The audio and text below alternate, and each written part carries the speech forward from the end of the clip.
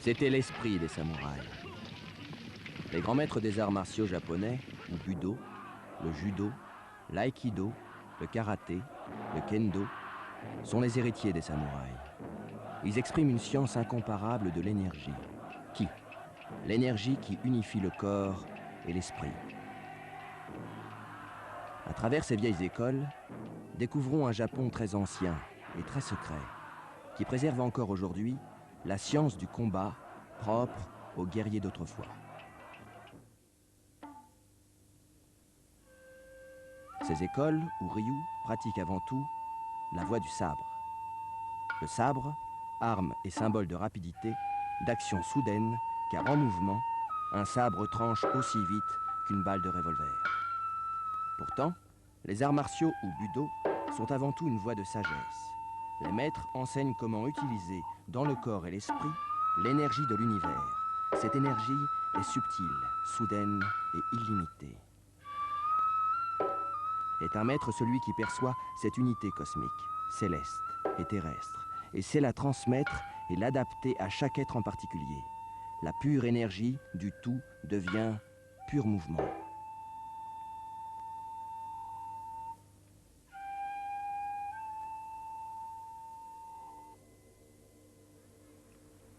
Nous sommes précisément dans l'une des plus anciennes écoles du Japon, Maniwanen.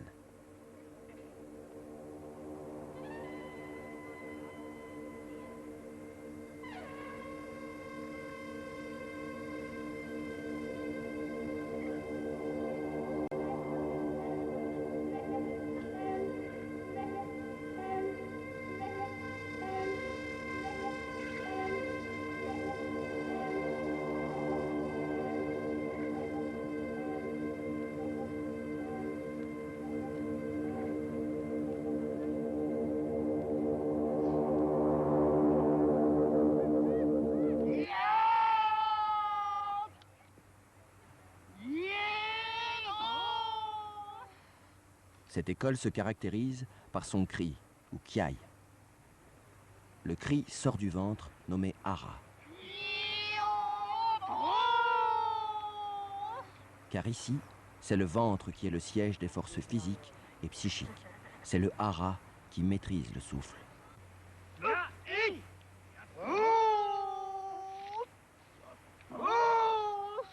Le souffle exprime la plénitude et l'harmonie de l'être. L'énergie subtile du souffle devient énergie physique.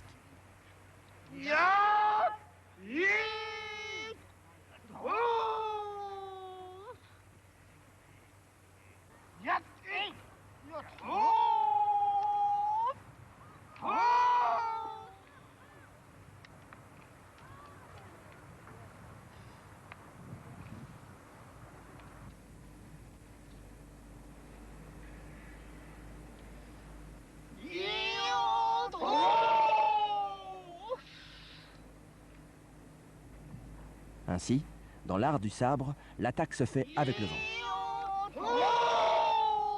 La force globale du hara est projetée en avant. Les bras exécutent un mouvement qui surgit du centre de l'être.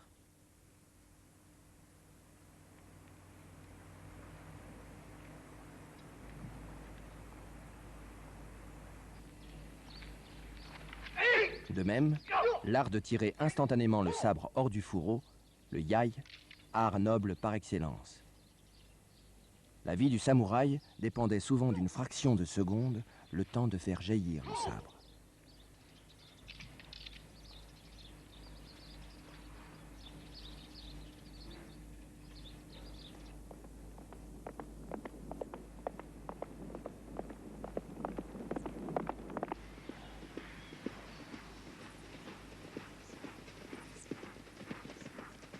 Maître Take continue aujourd'hui l'enseignement d'un samouraï de génie, Izana Yeano, qui au début du XVe siècle créa la première école de sabre du Japon, nommée le Katori Shinto.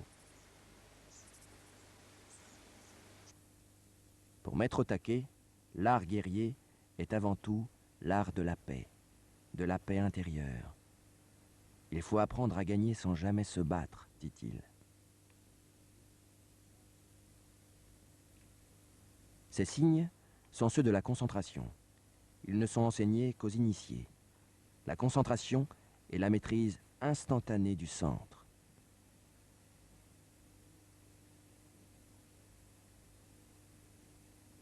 Maître Take, comme maître Ueshiba, le fondateur de l'aïkido, et tous les grands maîtres des écoles secrètes, fait précéder tout entraînement d'une visite au sanctuaire Shinto, où il reçoit, avec ses élèves, la purification.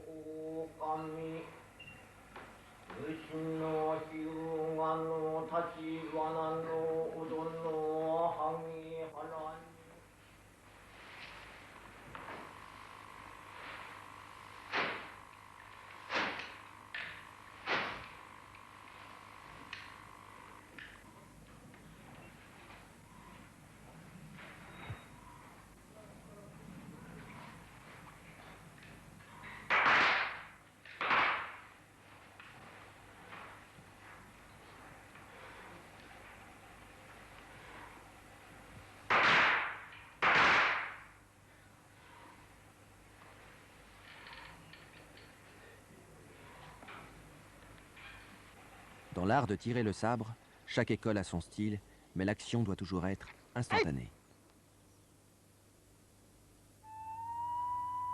Le célèbre sabre japonais ou katana était l'âme même du samouraï, ce qu'il possédait de plus sacré. À 15 ans, le samouraï recevait son sabre. À sa mort, l'arme devenait objet de vénération dans la famille. Arme extraordinaire. L'artisan qui la fabriquait considérait son art comme une sorte de sacerdoce. Ce n'est qu'après prière et purification qu'il entreprenait son travail.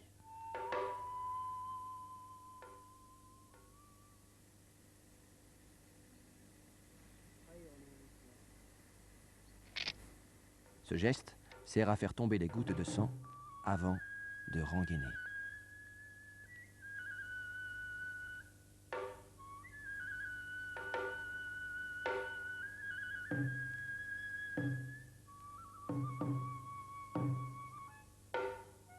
Le secret des arts martiaux révèle pourquoi les grands maîtres demeuraient invincibles malgré d'innombrables combats. L'un des plus célèbres d'entre eux, Miyamoto Musashi, disait qu'un seul peut vaincre 10 000. Il décéda de mort naturelle. Les samouraïs disaient que seul un lâche ou un grand maître avait le droit de mourir dans leur lit.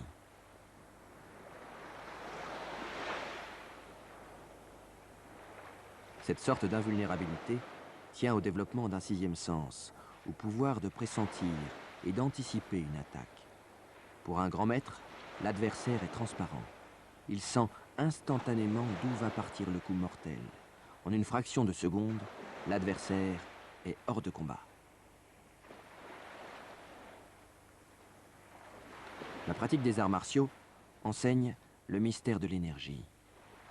Les pouvoirs des grands maîtres nous semblent presque miraculeux. Mais les pouvoirs eux-mêmes sont secondaires. Aujourd'hui comme hier, le but est l'harmonie intérieure. L'efficacité vient de surcroît. Perception et gestes instantanés appartiennent aux arts en général.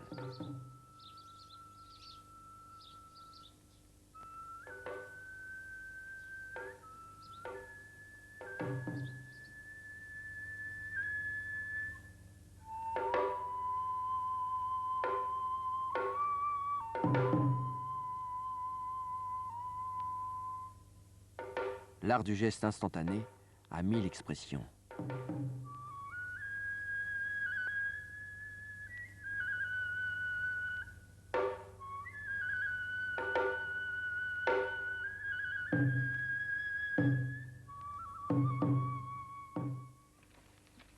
Les samouraïs s'entraînaient ainsi à couper au vol des flèches tirées droit sur eux, à quelques dizaines de mètres. Exercice qui s'est perpétué dans l'école de Maniwanen.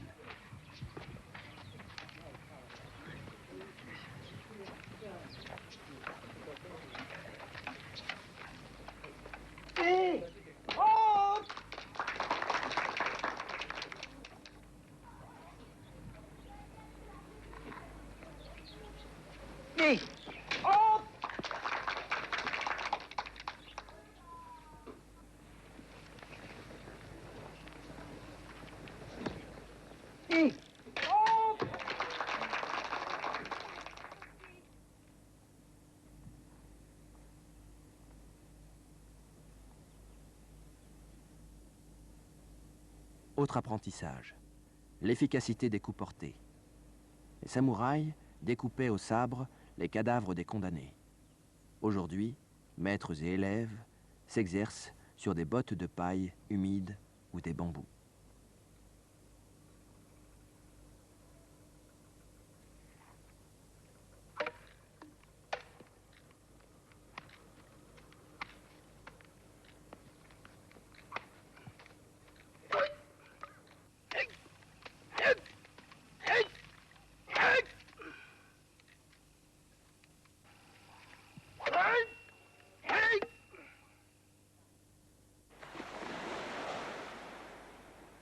Les samouraïs se faisaient face, tenant leur sabre à deux mains, et parfois, les deux combattants périssaient ensemble, coupés en deux.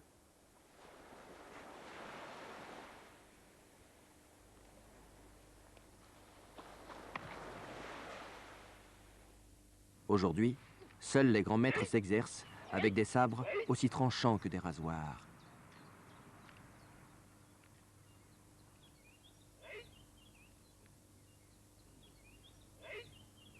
Même si la pointe du sabre menace la gorge ou l'œil, il faut demeurer impassible. Cela se nomme zanshin.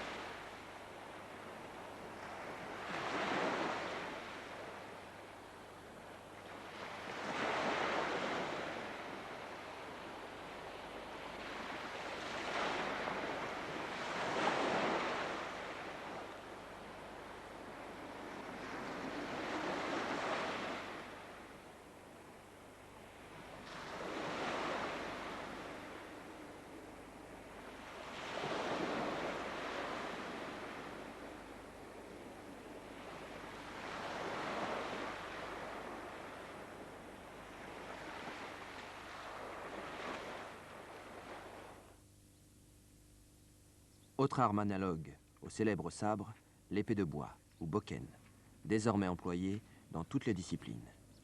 Arme extrêmement redoutable. C'est avec une épée de bois que Miyamoto Musashi affronta victorieusement Sasaki, autre grand maître célèbre pour être invulnérable.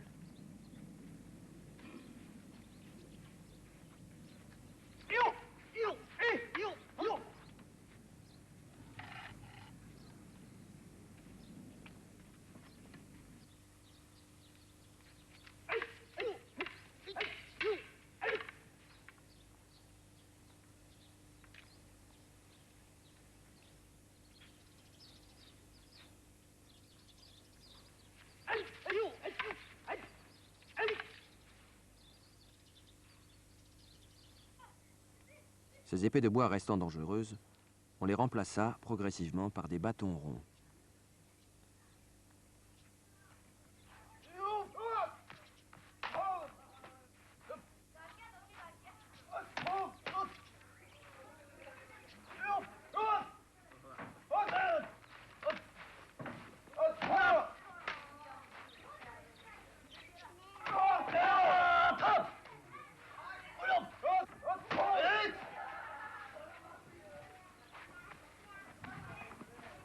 Ces bâtons ronds sont ceux de l'école dite d'Harakiri-ryu, première forme d'un art qui va devenir bientôt extrêmement populaire, le kendo.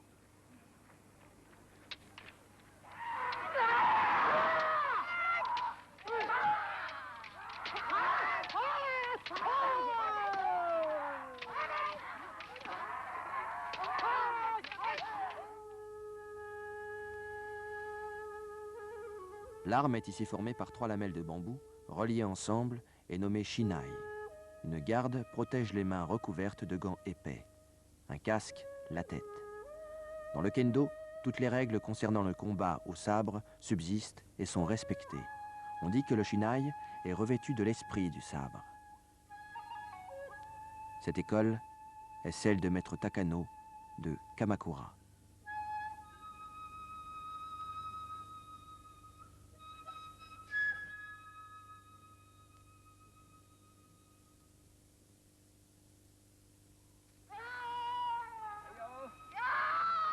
Les cris sont ici particulièrement impressionnants.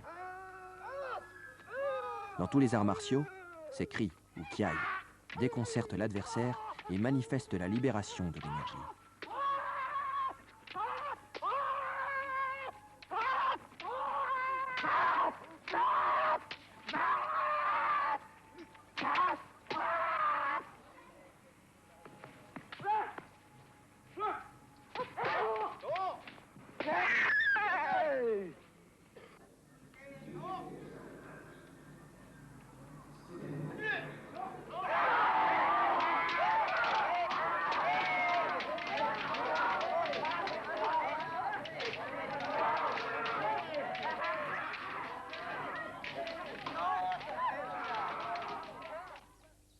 Cette école est celle de maître Takano de Kamakura. Maître Takano, qui s'oppose ici à un autre maître, illustre une forme de combat réservée à ceux qui ont atteint dans le kendo le plus haut degré. On peut notamment percevoir l'une des règles fondamentales de tous les arts martiaux. Elle concerne le regard.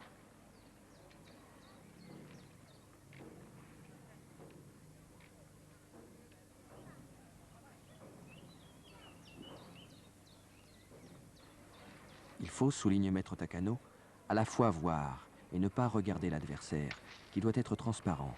Il faut le ressentir dans sa globalité, comme on voit une montagne au loin.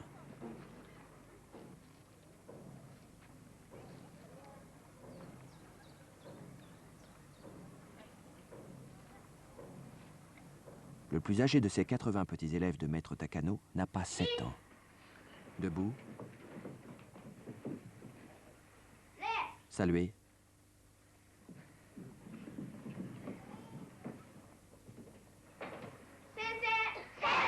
maître, nous aimons notre pays. Nous respectons nos parents.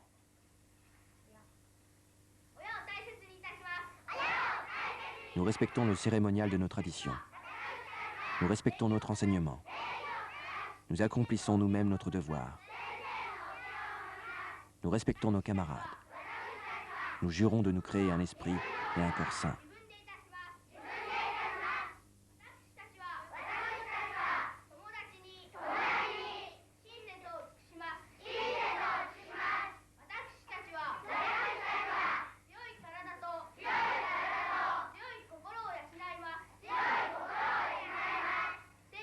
Méditation.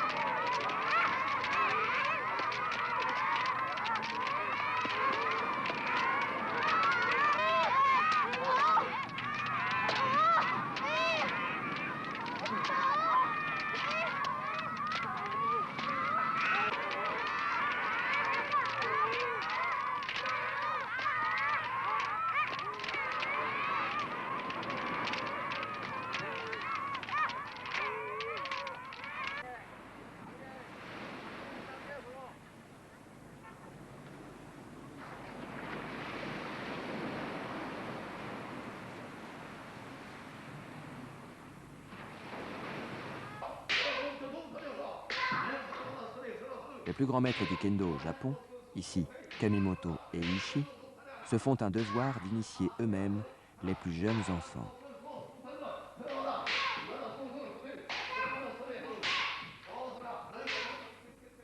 Aujourd'hui, le kendo s'est considérablement répandu au Japon. 3 millions d'enfants et de jeunes gens l'apprennent et le pratiquent.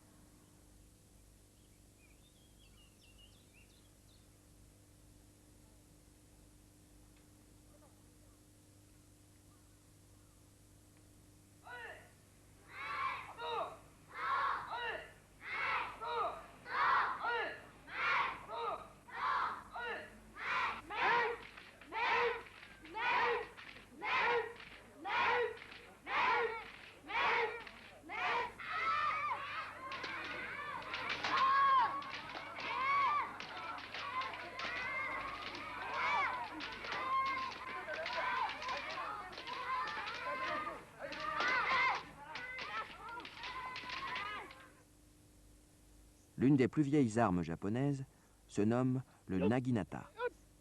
C'est une sorte de long bâton terminé autrefois par une lame extrêmement tranchante.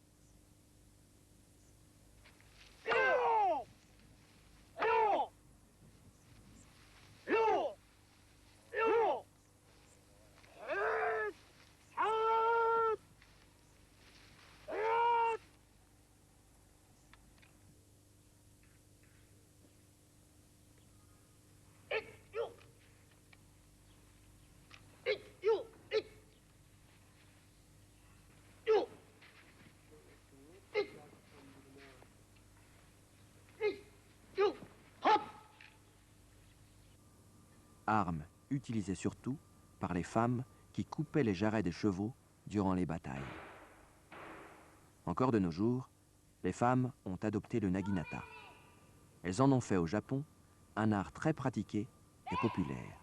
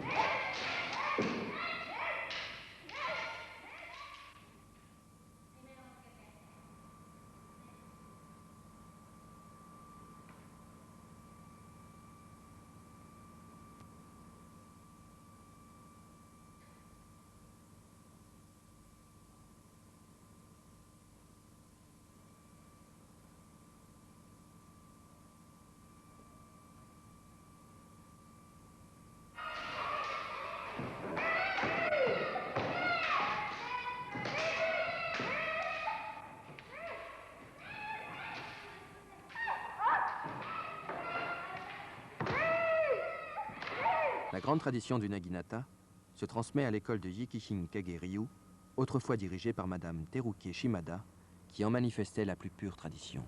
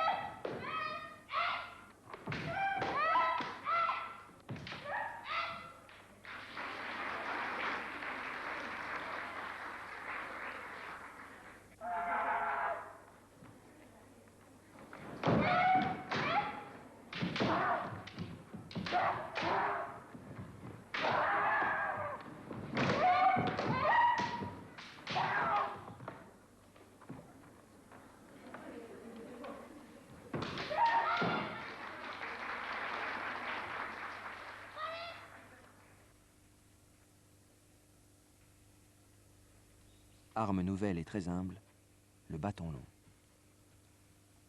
L'école du Katori l'a élevé à la dignité d'un vrai art de combat.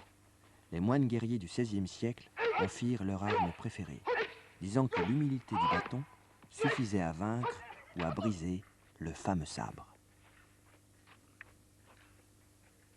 Ici, 3 mètres illustrent la force de concentration, qui seule assure l'invulnérabilité.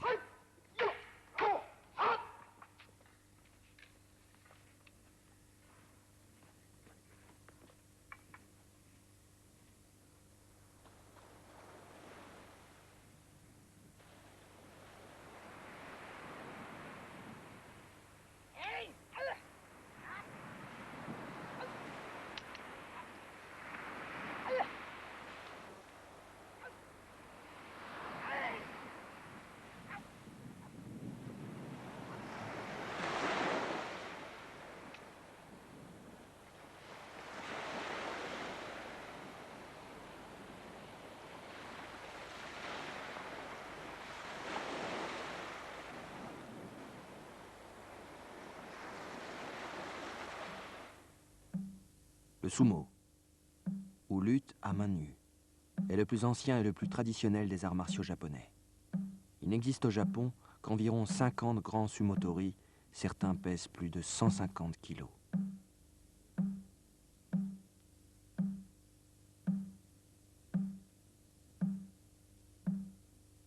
La lutte du sumo est relativement courte, quelques minutes au plus. Elle consiste à projeter l'adversaire hors d'un cercle étroit tracé sur le sol. L'attaque est extrêmement rapide.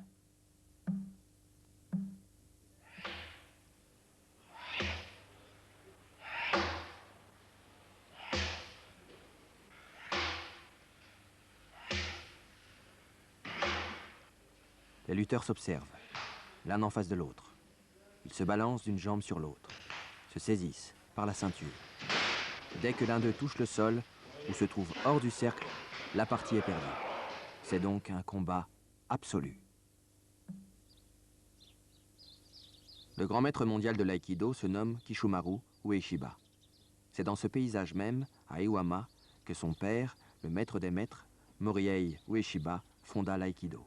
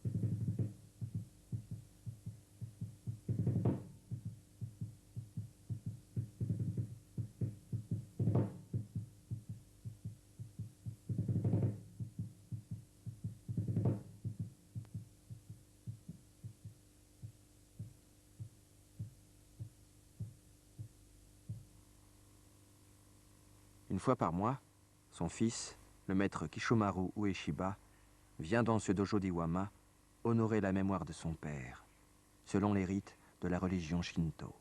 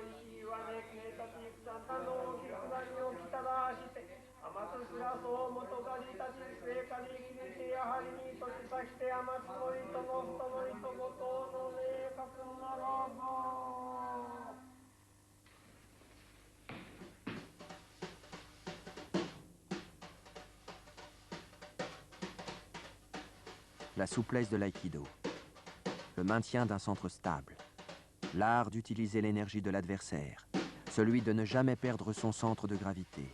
Toutes ces règles ne seront honorées que grâce à une profonde unité. Cette unité, on l'appelle musique ou souffle. Et le maître dit que le souffle n'est autre que celui de l'univers.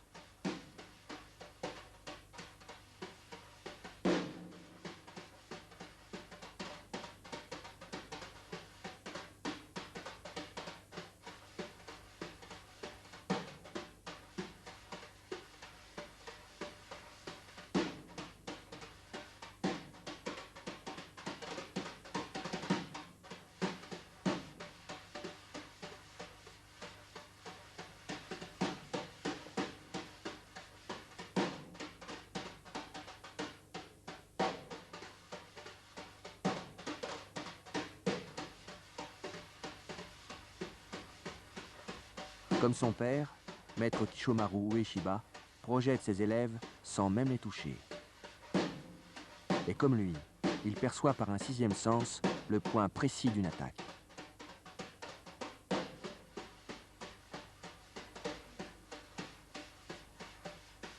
L'aïkido est par excellence l'art de maîtriser le corps et toutes les formes de la vie par l'esprit. Maître Ueshiba maîtrise l'art d'attirer l'adversaire dans le vide et de le projeter sans effort.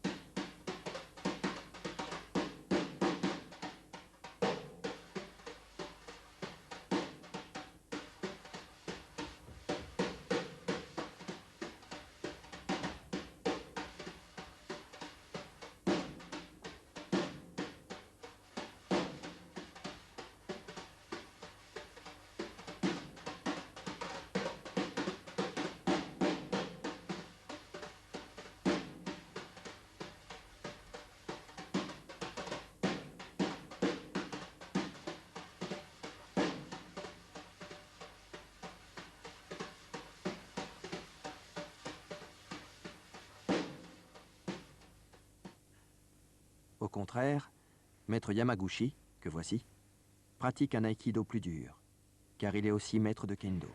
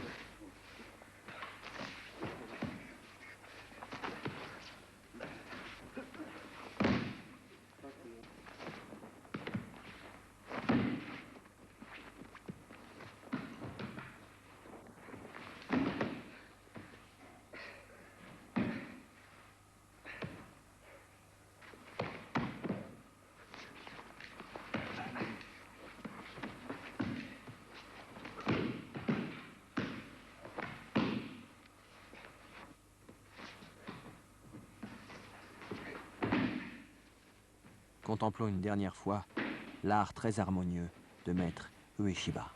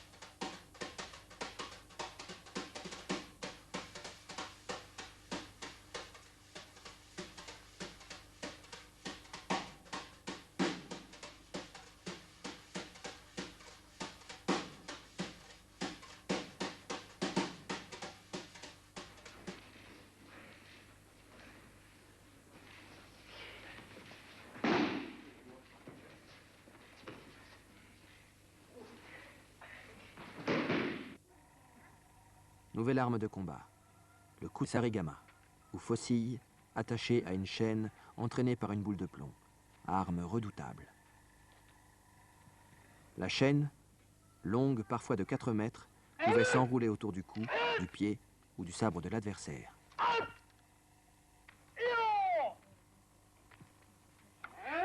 Quant à la faucille, elle servait à trancher la tête.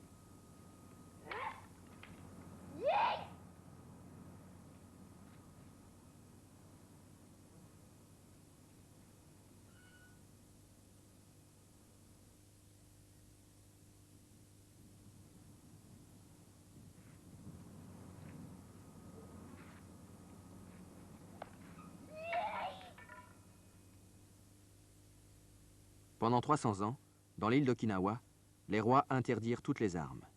Puis les Japonais occupèrent l'île. Les paysans et les guerriers transformèrent alors leurs outils agraires en armes de défense. C'est ainsi que la faucille, ou kama, servant à couper les blés, devint une arme efficace.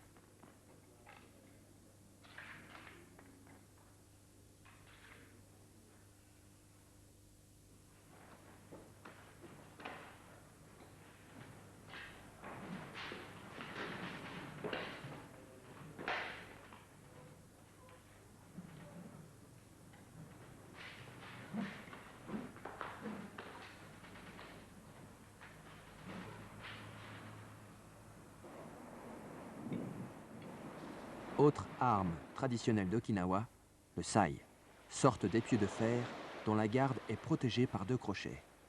Les policiers paraient les attaques au sabre et saisissaient la lame dans ce crochet. Il était relativement facile de désarmer l'adversaire, voire de briser la lame.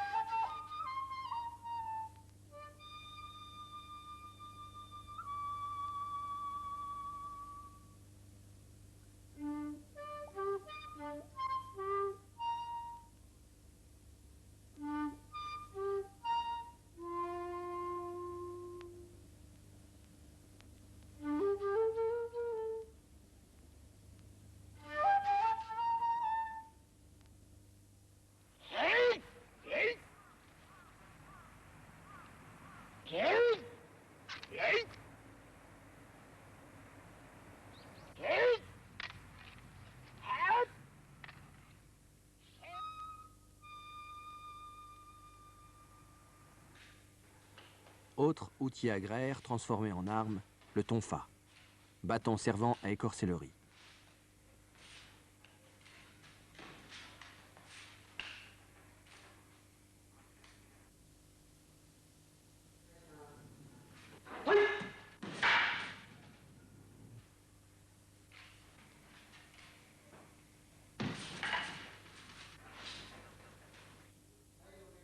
Et le fléau à céréales, dit nunchaku.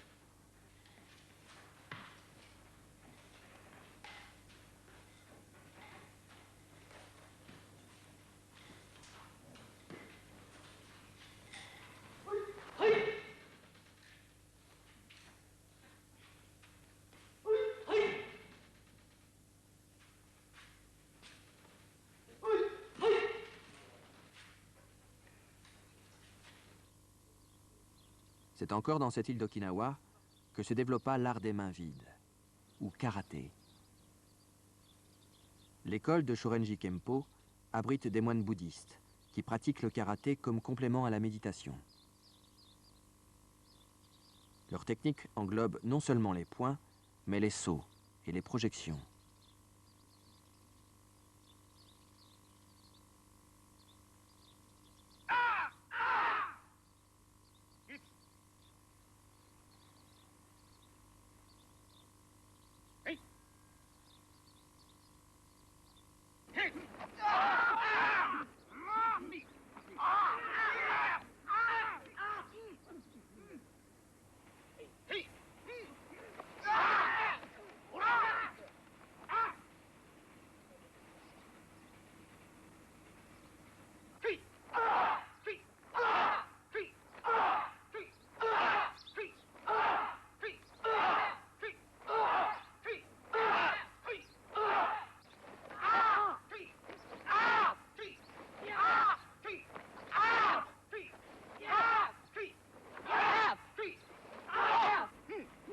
Le maître japonais Funakoshi Gishin, qui introduisit en 1921 le karaté au Japon, disait que l'essence du karaté est d'être non violent.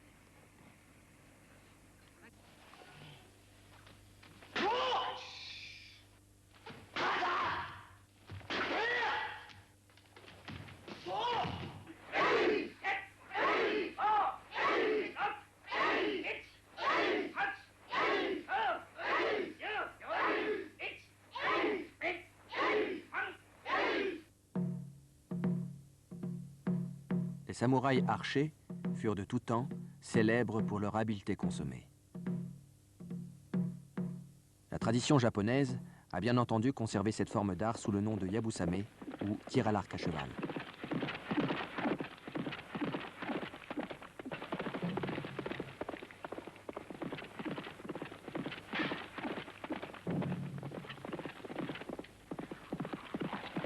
Ici, tout l'art est dans le souffle. Synchroniser le souffle et le tir, le rapide et l'immobile. C'est, dit-on, le secret du but.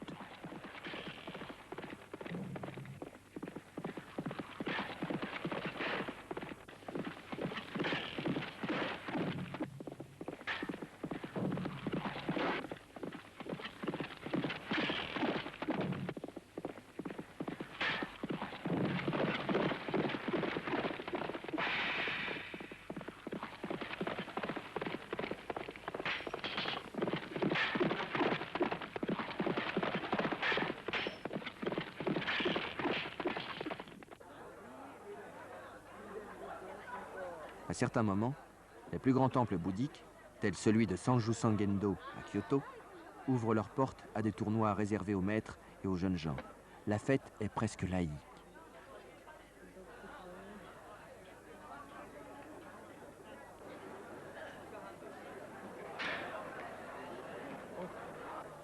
Les grands maîtres d'autrefois parvenaient à des tirs de presque 800 mètres. Aujourd'hui, un tir de 400 mètres est très exceptionnel. Pour les étudiants, la cible est à 60 mètres.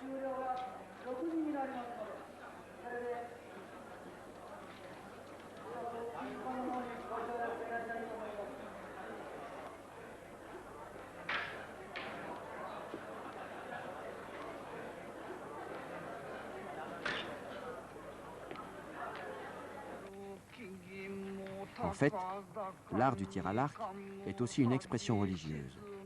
La religion shinto célèbre l'esprit de la flèche, seul capable de traverser le monde, de percer le cœur du cosmos, de lier visible et invisible.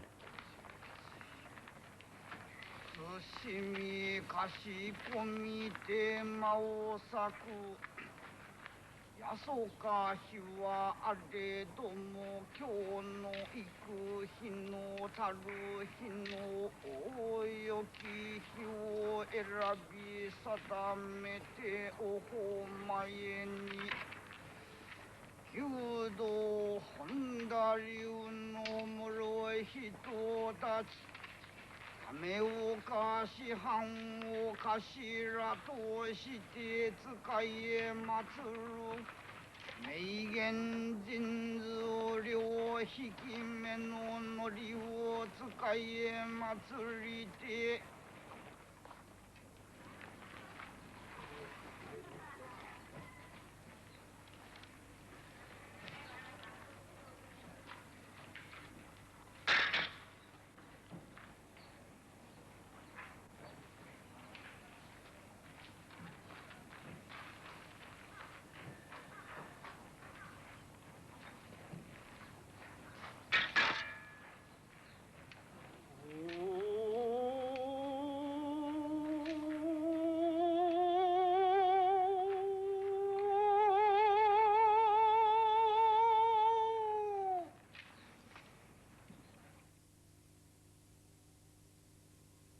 Mais c'est à travers le bouddhisme zen que le tir à l'arc s'est élevé à sa plus haute signification.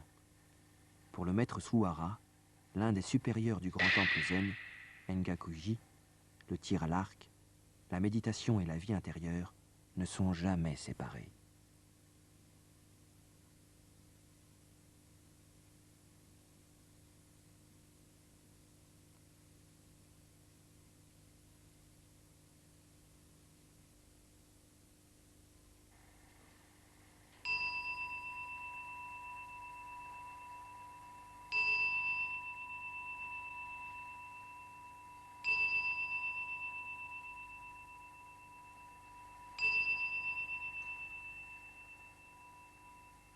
Autrefois, il n'était pas rare qu'à la fin de leur vie, de grands samouraïs deviennent moines zen. Comment expliquer que tel homme, capable de couper en deux un adversaire en une fraction de seconde, adopte une spiritualité qui est, par essence, non violente? C'est sans doute parce que les arts martiaux, effaçant toute peur, créent au-delà de la violence maîtrisée, une conscience nouvelle de la paix intérieure.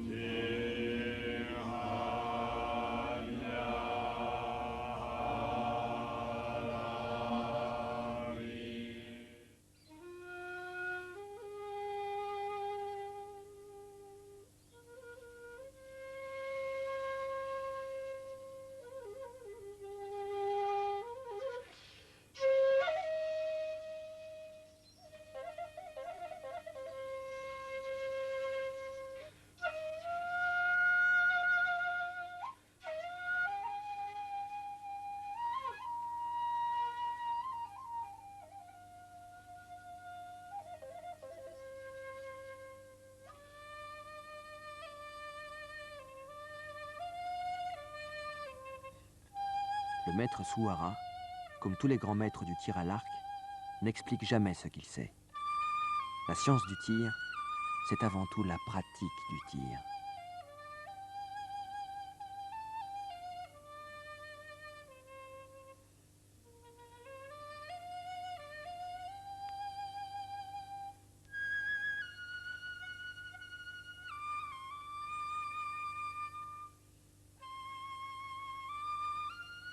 Les mouvements sont infiniment lents.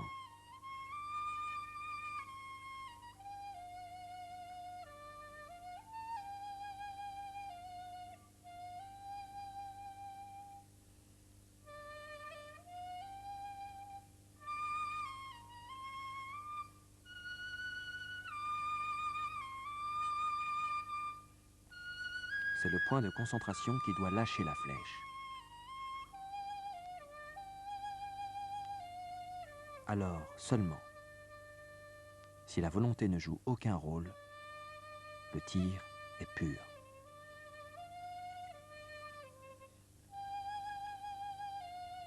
Pour le véritable initié, le but est toujours secondaire. La flèche quitte l'arc comme un enfant laisse tomber quelque chose de ses doigts, avec innocence et oubli.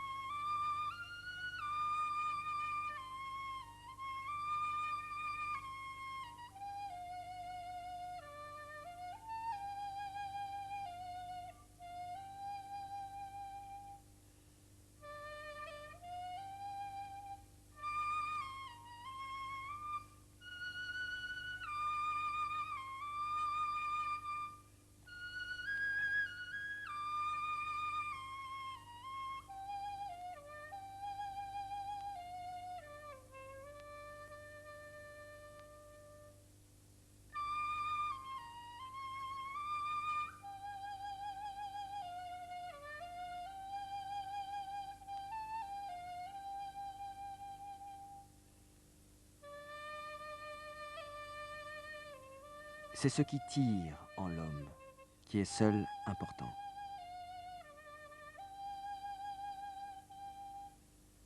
On doit toujours viser, dit le maître, plus loin que la cible. On doit viser très loin. C'est toute notre vie, tout notre esprit qui part dans la flèche. Et lorsqu'on a tiré, ce n'est jamais fini.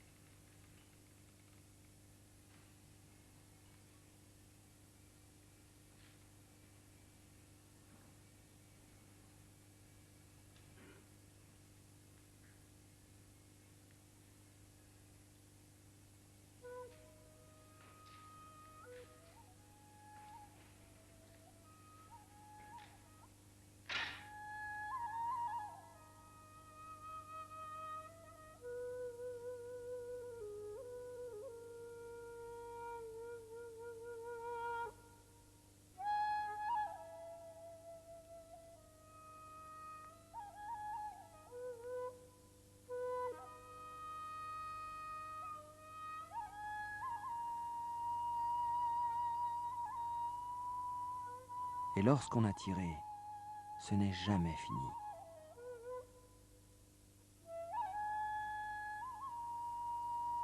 Ainsi parlait le maître Anzawa, qui fut le plus vénéré et le plus grand.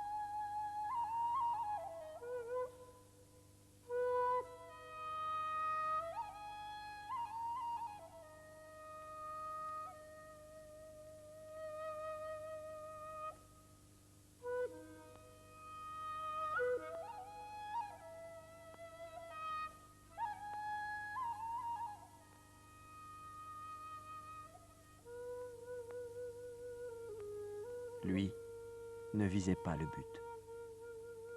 Toute faculté unifiée, il est à jamais et la flèche et le but.